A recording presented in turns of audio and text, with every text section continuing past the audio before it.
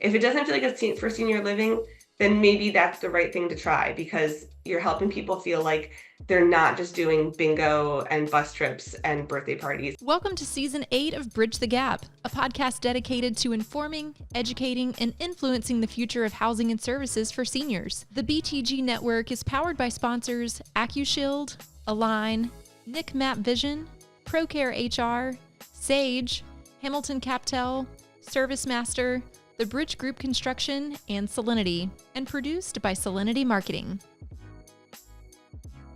Bridge the Gap in 3, 2. Welcome to Bridge the Gap podcast, the senior living podcast with Josh and Lucas. A great guest on today. Welcome Courtney Russell with LiveWell Group out of New York. Welcome to the show. Thank you so much. We're going to have a great conversation today about a very important topic in aging and in senior living, about activities and socialization.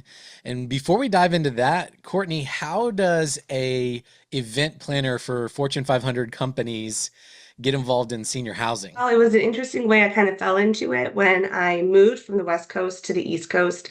I kind of had to reevaluate everything I was doing. And then I happened to move about a year and a half before the COVID-19 pandemic hit. And that kind of turned everything upside down on everyone's head. And I started a position where I thought, I just thought I would just start something part-time and kind of see where things are as I was landing in New York. And it turned into something much more rewarding and interesting. And it's great to know that every event that myself or my team puts on every day is positively impacting somebody, no matter how big or how small it is. So we took this activities program and turned it into a fully fleshed out lifestyle program across all of our properties, which is really exciting. Courtney, you certainly entered the industry, so to speak, at an interesting time when a spotlight was, really shining on topics like isolation and engagement and, keeping residents active in a very difficult time. Your background is really interesting to bring that aspect into our industry. But for context, what type of communities are you involved in? So LiveWell Group's active adult communities are 55 plus and better communities. They are built like little neighborhoods. They look like everyone lives in what we call a cottage. It's like a small townhouse. And then there's a clubhouse in the center of the communities, and with pools and walking trails and community gardens. But everyone has their own home still. So it's really wonderful communities for folks who want to downsize and don't want to deal with the hassle of homeownership and really kind of want to focus on what that third age, that third phase of living looks and feels like to them. And so our lifestyle program really helps them develop and figure out what they want to do with their time now that they have more time. Maybe they're not working or working part-time and they don't have the home ownership issues. Well, that makes a lot of sense. And I've heard you mention the term multi-generational. Is that what you consider when you say these 55 plus, there's multiple generations living together, or is there other acuity that you all have on these same campuses? So we have different types of properties under our company's umbrella. And so our multi-generation properties really just are more like a traditional apartment communities, and they could be for young professionals up to folks who are 55 and better. And then we do have our active adult communities, which are specifically for 55 and better. We've talked a lot on our show through the years about the importance of activities and life enrichment and keeping active as we age. And, it's amazing that, we live and work our entire lives, and then we get to a point, and oftentimes when we stop what we've been doing our entire lives, we have to be really intentional about getting involved in something, because we've all heard if you don't move it, you don't use it, you tend to lose your function and digress, whether that's cognitively or physically. So tell us more about your program. You've had a lot of success, and I'm really interested because it is a very much a lifestyle product where people kind of live in their own places, but they come together for a sense of community and to participate. And how does that work across multiple generations? With the wave of the baby boomer generation coming in. You've got our folks that are coming from, what we coined the greatest generation, the World War II generation. And now we have this wave of a variety of different decades of cultural experience of folks coming in who were growing up, who were in their 20s, in the 60s and the 70s, who were in their 30s and 40s and the 80s and 90s. And it's just really different. How do you encapsulate programming that makes good sense for people coming from so many different backgrounds and different time periods and what they're looking for. So I guess it's kind of fun, I think, for our team to use that as a positive, exciting, challenging tool to think, how do we engage everybody? But sometimes we can figure that out with one larger event or certain events, but sometimes we just have to really diversify our calendar.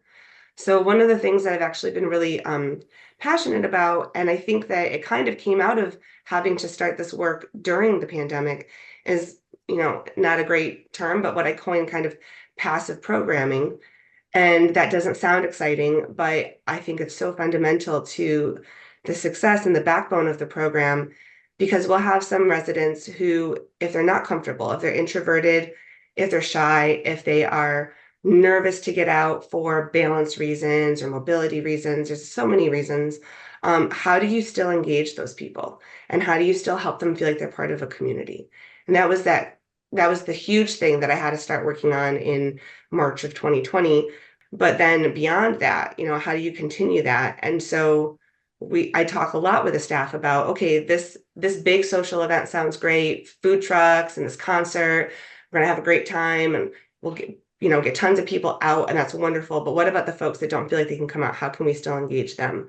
And so just really kind of making sure that our calendar always reflects that is important. I just got back 2 weeks ago from the International Council of Active Aging conference over in Raleigh.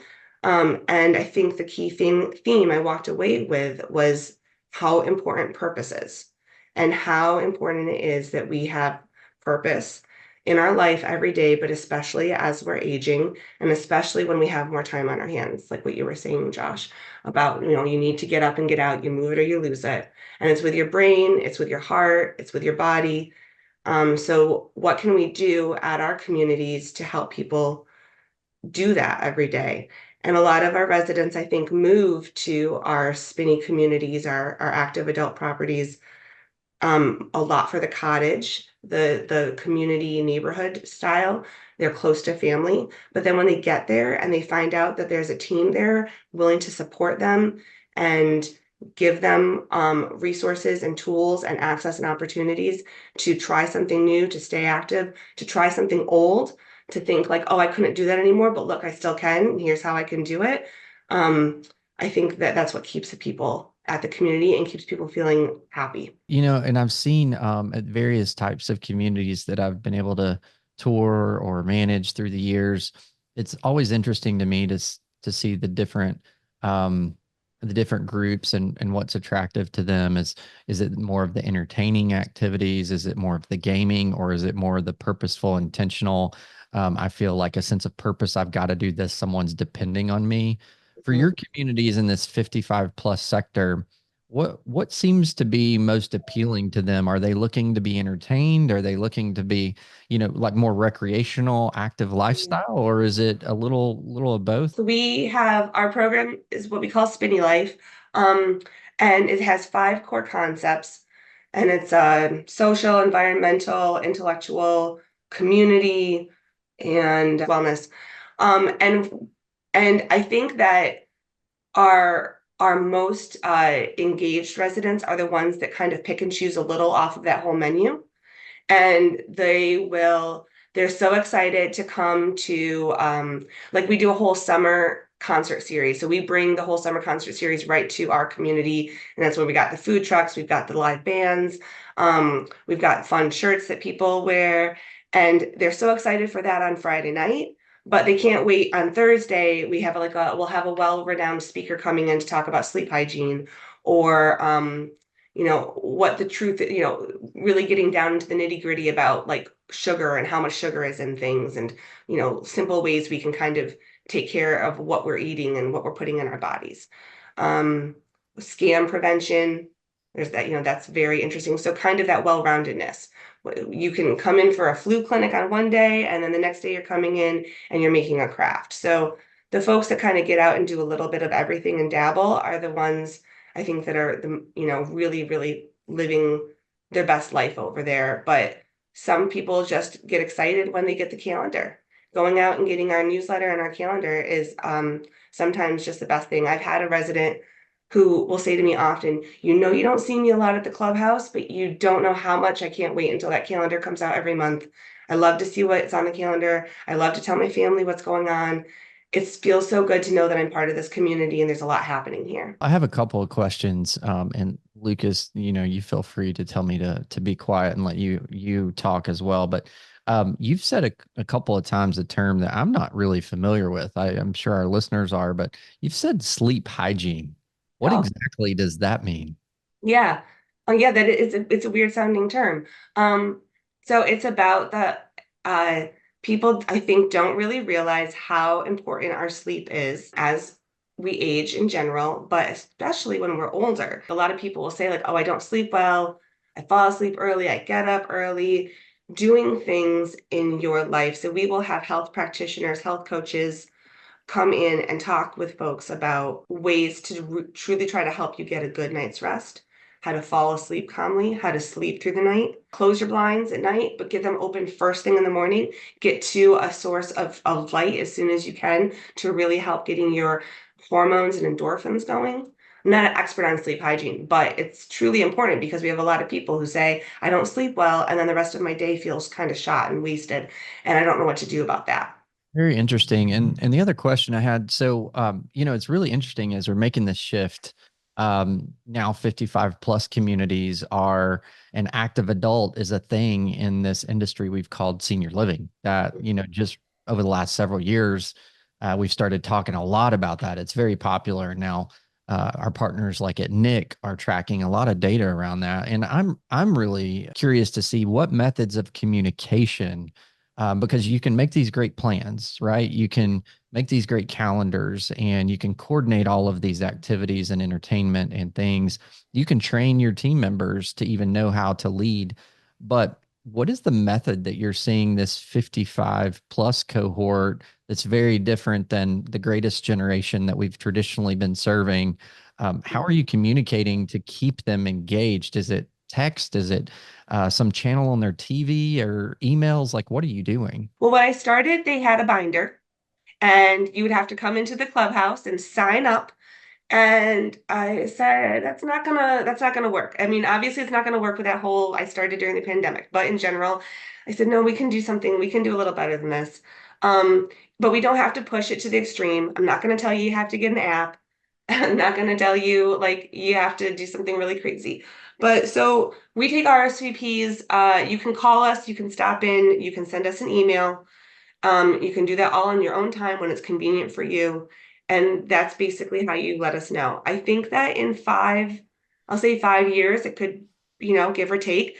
I feel like we might transition that a little bit more, and there may be more, like we're just starting to dabble with our online calendars to make it a little more interactive and user friendly as we see the next wave of more people who are coming in their 60s, and we want to support them and engage them where they're at as well. But I have to make it accessible to the folks that are in their 70s, 80s, and 90s. So we give people a lot of options right now. As long as that works well for my team and it's not holding them up in any way from planning on their side of things, then it works well all around. But it was a shift, and it was hard. And they said, "But what we want? Just let us come in and write our name." And I said, "I promise this is easier once you get used to it." And after a few months, no one's talked about the binder ever again. But it was a bit of a shift. Well, Lucas, Courtney had me at food trucks and concerts. I don't know about you, but it sounds like a field trip might be in order for me and you. I think so. I think so. I can sense, we have a lot of activity professionals that listen to Bridge the Gap, and we've interacted with them in a variety of formats. So to the activity professional out there that may be a little bit frustrated with the status quo, as we kind of round out our conversation here, what would be your encouragement to them of maybe just a first step of maybe changing a few things in their organization or adding some of these new ideas that you've presented on the podcast? They might want to start looking at branch out their own thinking and start looking at what are event trends in the industry. And that's slightly different than what maybe life enrichment and wellness activities are. So maybe stop looking at like the same Facebook pages or online resources or whatever that you're looking at that have to do specifically with senior living industry, and say, what are the trends that I'm seeing at the fundraisers and galas in town, or what am I seeing that looks really fun? Like I'll say, I don't know if either of you guys heard of something called the Dolly Disco. I No. have not, no. Okay, so a Dolly Disco's kind of been this trending thing, and and it kind of it goes along with that fun poppiness, but a Dolly Disco is kind of like this Dolly Parton meets disco vibe, and it was a very trending, fun thing for just general all kinds of events for people of all ages and everywhere across the nation. But so we brought that to our properties. And it's fun. It sounds fun. It's upbeat. It's lighthearted. I think we're actually going to keep tweaking the program. I want to get some roller skating people to come in and like roller skate around. Um, but if you don't like Dolly or country, and maybe you like disco, or maybe you just like having a good time, or maybe you just want to see what this weird, wacky event sounds like. So that's just like one example. Sometimes we'll try to throw something really fun and different, and you'll say, "Oh, I've seen that in a magazine, or I saw that on a TV show." It doesn't feel like it's for senior living. If it doesn't feel like it's for senior living, then maybe that's the right thing to try, because you're helping people feel like they're not just doing bingo and bus trips and birthday parties, and they're doing something that feels like they're still young and active and living their full life like they thought they were living before. It doesn't have to end just because we're getting older. We all aging every day. Oh man, that's so true. And I love that you're leading the way on that because, as we age, gosh, when you say 55 plus, Lucas, I don't know about you, but I feel like that's starting to sound younger and younger all the time. And I'm thinking these communities are so beautiful. What a great place to live. But gosh, I don't want to stop living just because I moved to an age restricted community. I want to keep living. I want to keep doing the things that I've always been doing. I just wanted to be supported through that in my frailty, whatever that may be. So, what an awesome opportunity, and so glad to have you now in the aging population services in senior living, as we call it, over from doing mega events outside of the industry. Last thing that I have for you is I think it is very interesting that you came from outside of the industry and brought your talents and abilities here. So when you're looking to hire, who have been your most successful, best transition candidates? Are they people that already have the senior living experience and maybe have that geriatric level of training, or is it people that are bringing completely new ideas from other sectors and other industries into ours? What's your perspective on that? So when we're interviewing people, I say it's kind of like a trifecta. You need to have this interest or experience with events.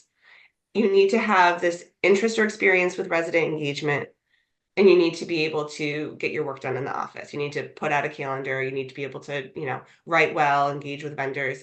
But that's really hard to find. Like we actually just we had a spot we've been trying to fill for quite a while. And I think that the right fit is, and it's so hard because resumes can be so wide and vast. You have to find someone who has that emotional connection and wants to engage people in events for a certain reason.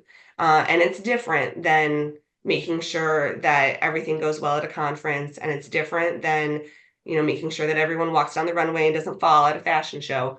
Um, it's that people connection. And then if you can also do those other things, and if you're also someone who's open to new ideas, you will probably be a great fit, because you can learn a lot of those other skills as long as you, at the end of the day, are wanting to do them for the right reason, which is doing them to help people live their best life. And I'm thinking of two of my staff that are just really awesome, and one comes from one is like up and coming. She's just young out of college and kind of not really sure like where the best fit is she wants to be. And so this is an awesome opportunity for her, because the sky's kind of the limit. Like you can do any type of event you want if it's going to bring people there and it makes good sense because you can have any theme. It's okay. You can have 10 people come, 30 people come, 5 people come. It doesn't have to, but it can still have the theme and the idea that you're looking for, which I think is rewarding for our staff as well. Oh, absolutely. Lucas, what an awesome opportunity to again put a spotlight on such an important topic in our industry. And it's fun to see how it's evolving and changing and becoming better through many things and hardships. Like this one started through the pandemic, and out of that, here on the backside of all that, what a great program that you've developed. Courtney, thanks for joining us. Lucas, what a great show. Absolutely. And we'll connect with Courtney and her organization in the show notes.